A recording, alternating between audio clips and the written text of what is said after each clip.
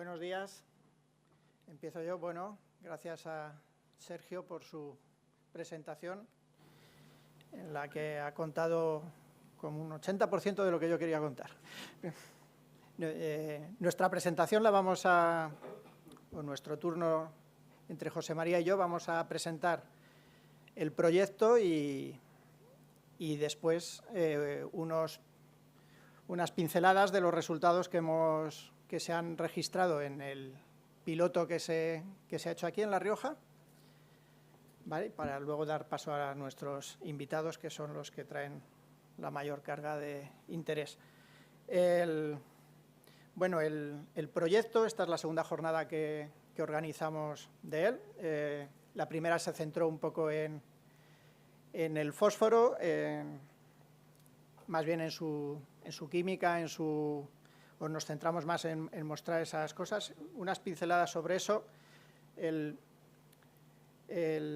proyecto en sí está orientado a minimizar contaminaciones y nos centramos en uno de los elementos, como ya ha dicho Sergio, al que no se le suele prestar demasiada atención. El objetivo es que, sobre todo suelos y aguas, pues no se eutroficen, reducir esa carga de nutrientes que acaban perjudicando lejos de las zonas agrícolas. Y el fósforo es uno de los que menos se estudia, ¿no? a pesar de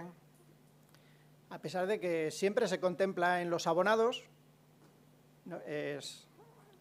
Muchas veces porque es el acompañante de otros nutrientes que realmente sí que son en los que está pensando un agricultor cuando los utiliza. Y es un elemento que se utiliza como abono incluso en sus formas menos disponibles. O sea, muchas de los productos que se utilizan son muy poco liberadores de fósforo y que tienen una disponibilidad de ese elemento muy baja a corto plazo, ¿no? Y, sin embargo, es uno de los responsables, junto con nitrógeno y potasio, pues, de la eutrofización de aguas. Entonces, en términos, no es un elemento poco estudiado desde un punto de vista nutricional, pero sí, en términos como contaminante, pues no se le ha estudiado o no se le ha prestado tanta atención como al nitrógeno o como al potasio, ¿no? Entonces, los resultados, pues ahí los podéis ver, ¿no? Muchas veces nos encontramos acumulaciones de alga en todo tipo de charcas, embalses, como consecuencia del arrastre de nutrientes, ¿no? Ya hemos dicho que es un elemento que se utiliza incluso en formas muy poco móviles, lo que dificulta su lixiviación a horizontes más profundos. Por lo tanto, en principio, aguas subterráneas no debería tener grandes problemas de contaminación, a pesar de que, bueno, la actividad biológica sí que lo moviliza. ¿Y por qué no se le presta la atención que merece en temas de contaminación? Bueno, pues porque principalmente, a diferencia del nitrógeno y del potasio, ningún agricultor padece los efectos negativos del exceso de abonado de fósforo. Normalmente se queda ahí, si hay suerte, ¿no? Como veremos ahora. Entonces, y porque en principio el cultivo lo necesita en poca cantidad. O sea, si nos vamos a un ensayo de riego que se hizo aquí hace unos años con García Escudero y sus entonces miembros de equipo de investigación, pues podemos ver cómo se plantean los abonados, ¿no? Entonces, lo que es el fósforo tiene unos requerimientos muy bajos, ya sea con riego o en secano, frente a lo que puede ser el nitrógeno o el potasio. Entonces, si nos vamos a lo que sería la mentalidad de un agricultor que necesita solucionar un problema de abonado en su parcela, pues uno de los muy utilizados fertilizantes podría ser un 15-15-15, ¿no? Que expresado como nitrógeno, fósforo y potasio, pues 15-11 o 12-14, ¿vale? Supongamos que tiene un problema. Estos son de la gráfica anterior, pues en un secano las necesidades anuales de nitrógeno, fósforo y potasio de ese viñedo. Y si un agricultor intenta ajustar las necesidades de nitrógeno, pues necesitaría unos 300 kilos de ese fertilizante, ¿no? ¿Qué ocurre? Que con eso ajustamos el nitrógeno y casi el potasio, pero estamos echando o aplicando más del doble de fósforo de lo que necesita. Y si fuese el potasio el que tenemos que ajustar, pues por el estilo. O sea, estamos echando hasta un 150% más de lo que requiere. Como hemos dicho, el agricultor no lo padece. Y en principio se podría quedar ahí, muy poco móvil, no lixivia, y en cambio tenemos aquí, pues, ahora empezamos a ver, pues, una de las vías de contaminación que luego acaba en ríos, ¿no? Entonces, tenemos aquí unos arrastres, en este caso es en esta misma parcela, por fenómenos atmosféricos pues, muy fuertes, donde pues, hay arrastre de suelo. Y ese arrastre de suelo pues, genera pues, no solamente pérdida de las formas más meteorizadas del suelo, sino que además todo lo que lleve materia orgánica o incluso pues, los fertilizantes que se quedan en superficie o relativamente en superficie. Y estas pequeñas cárcavas que se pueden ir formando en episodios de tormentas, pues pueden acabar como acabaron,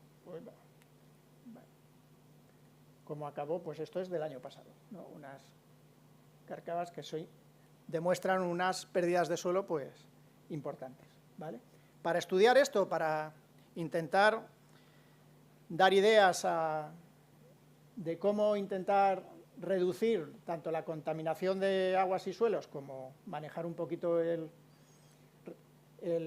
suelo, pues se hizo un consorcio entre 3 países y creo que son 7 entidades, que tanto Francia, Portugal y España, 4 en España, 3 en Portugal, 2 en Francia, para estudiar esto y dar un poquito de luz, ¿no? Estamos centrados en actividades agroganaderas, todo para alimentar un modelo que ayude a dar una visión global de las vías de contaminación por fósforo, tanto de suelo como de agua. Este consorcio, que termina a final de año, pues incluye 6 pilotos, no son ensayos totalmente a nivel de un proyecto de investigación, pero sí son pilotos demostrativos de donde poder sacar datos para alimentar un proyecto. Se abarca tanto el regadío en extensivo como el secano también en extensivo, ganadería intensiva extensiva, avicultura con los patos. O sea, tenemos muchas fuentes ahí se muestrea tanto el suelo como agua de las pérdidas de agua, y entre el desarrollo del proyecto pues abarca desde las estrategias y la recopilación de todos esos flujos de agua para, al final, acabar con un modelo de predicción de riesgo de contaminación más general que el de una única parcela, ¿no? Y bueno, la fase final, que es a la que ya nos vamos acercando, es la de desarrollo del modelo, que en breve, en un par de semanas, tenemos una reunión donde ya esperamos tener resultados del modelo global de todos los sistemas, y ya entraríamos en la fase de comunicación, que como ya he dicho, esperamos una nueva jornada como a final de año, donde ya podamos dar resultados más definitivos. Todos los 6 subpilotos pues tienen muchas técnicas experimentales para ampliar la variabilidad del modelo. Aquí en La Rioja, y sin entrar mucho porque lo vais a ver ahora con Chema, se ha trabajado con la de utilización de biochar como una forma de materia orgánica a la que se le atribuye cierta capacidad de retención de nutrientes en general y de mejora un poco de textura del suelo y de retención de carbono en el suelo, y el empleo de cubiertas vegetales como una de las vías de reducción de erosión. Por supuesto, esto se compara con un tercer tipo de manejo, que es el convencional, que es el laboreo puro y duro. ¿Vale? Esto lo tenemos en este subpiloto, pero como podéis ver, aquí hay todas esas técnicas se están utilizando en alguno de los pilotos del proyecto. Esto es un poco el biochar. Las parcelas se abonan con fósforo, evidentemente, para poder evaluar la retención o las pérdidas. El biochar tiene distinta granulometría, lo hemos aplicado 2 años. El abonado viene a ser 20 kilos por hectárea cada año, y bueno, una imagen de la parcela de cubierta. Y estos son los pilotos de otras zonas, ¿no? En FEDESA pues está la ganadería extensiva, esto es Extremadura, esto es ganadería intensiva en Portugal, en Aveiro, cereal en Palencia. Aquí estarían las dos parcelas con los patos y esto sería, esto es Palencia. Eso es Palencia. ¿Vale? Y bueno, nosotros tenemos, en esta parcela tienen